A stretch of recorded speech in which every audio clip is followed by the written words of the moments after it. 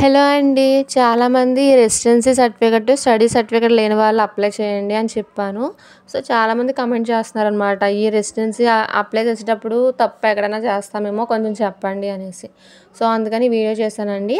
So, మీరు study certificates లేని వాళ్ళైతే ఏ క్లాస్‌లో లేకపోయినా సరే ఇదొకటి మీరు ఫిల్ చేసేయండి. 7 ఇయర్స్‌కి చేసేసి మీకున్న సర్టిఫికేట్స్ కూడా పెట్టేయండి.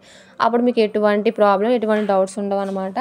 సో, ఇది ఎలా ఫిల్ చేయాలంటే ముందుగా ఇక్కడ చూసినట్లయితే ఇక్కడ మీరు ఫస్ట్ పేరు రాయాలండి. కుమారి, శ్రీ ఉంది కదా!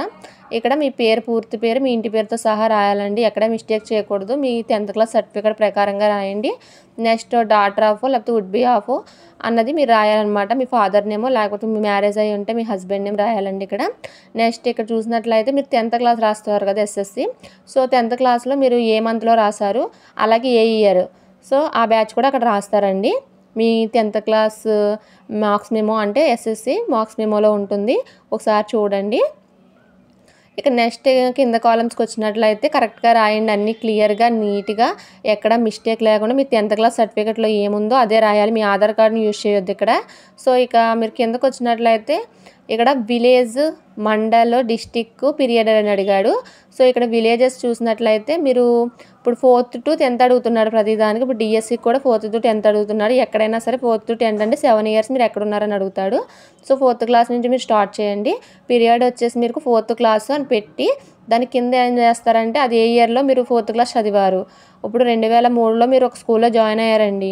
సో, 2003 నుంచి 2004 ఒక సంవత్సరం పూర్తవుతుంది. సో, అది వెయ్యండి అనమాట. 2003 to 2004 అనమాట. అది వేయాలన్నమాట పీరియడ్ ప్లేస్లో. డిస్టిక్ అంటే ఏ డిస్టిక్లో. సో, కానీ అన్నీ ఒక డిస్టిక్ లాగా వచ్చేలా చూసుకోండి. సో, మీరు ఒక లోకల్కి వెళ్ళాలి. సో, అలా వచ్చేటట్టు చూడండి. అలాగే మండలం పర్లేదండి వేరేదైనా.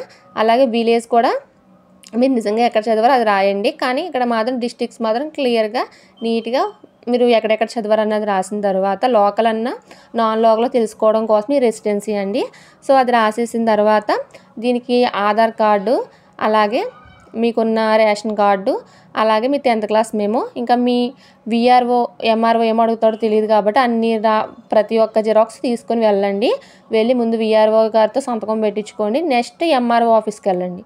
లేదంటే ఆయనకి చెప్పండి ఏం చేయమండి, మీరే వెళ్తారా మేము వెళ్ళి తీసుకోవాలనేసి ఆయన అడిగితే ఆయన ప్రాసెస్ చెప్తాడు. దాని ప్రకారం మీరు ఎంఆర్ఓ ఆఫీస్లో స్టాంప్ వేసి సిగ్నేచర్ పెట్టించుకోవాలండి.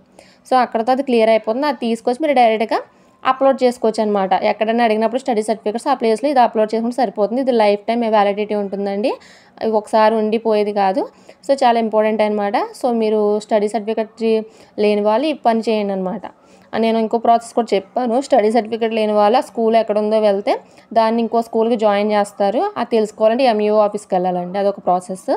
సో, మీకు ఏది క్లియర్గా ఏం చేస్తే బెటర్ అది చేయండి. ఇంకా మీకు వీడియో యూస్ఫుల్గా ఉన్నట్లయితే లైక్ చేసి సబ్స్క్రైబ్ చేయండి.